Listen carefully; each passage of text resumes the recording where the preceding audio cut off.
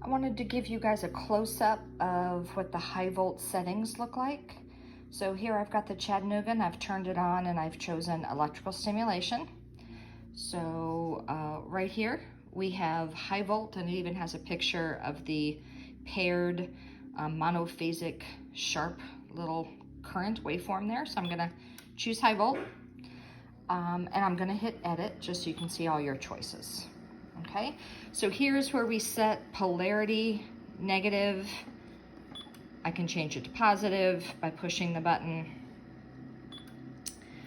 Again, on these units, the red lead is our active lead. So we are telling the machine, hey, I want this red one to be negative or positive, and then that's going to be the electrode that I put either at the wound or at the site of swelling. Okay, ramp. It's available because remember, we can use high volt to get muscle contractions, but if we were trying to treat a healing wound or to clean out a wound or to treat swelling, we don't need that. We would bring ramp down to 0. Okay, we can change the display. It'll either display in volts or it'll display in peak current. Volts is easier. It's just easier to document. This does have a sweep, and I can do an 80 to 120 pulses per second, so it works kind of like interferential in that way. I can do somewhere between 1 and 120 pulses per second, and the machine is going to sweep back and forth between those. I can do 1 to 10. Remember, sweep is just for modulation, or I can have it on continuous, and that means it's not gonna sweep, it's just gonna stay steady.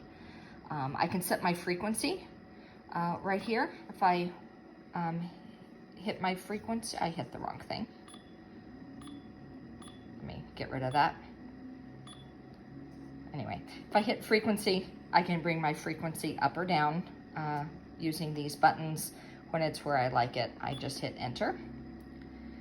Cycle time, because remember, I could use this for strengthening, so I could have a 1 to 5 ratio. I could have it on continuous, which is what I would have for wound healing or for edema control. My other choices, a 1 to 1 ratio, 5 seconds on, 5 seconds off. Basically a 1 to 3 ratio, a 1 to 1, which is 10 seconds on, 10 seconds off. So you've got lots and lots of choices. But I'm gonna have it on continuous for my wound healing or to decrease edema. I can set my treatment time down here.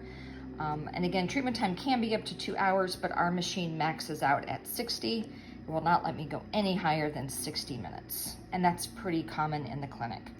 You'll notice that there's nowhere on here to set pulse duration.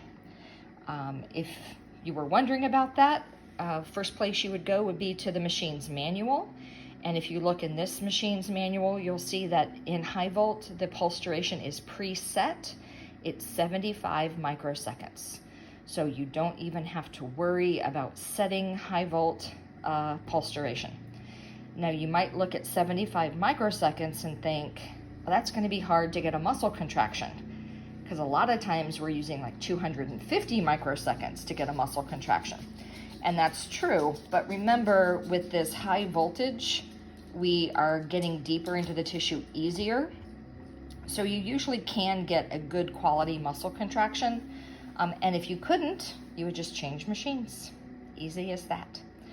So I hope that helps.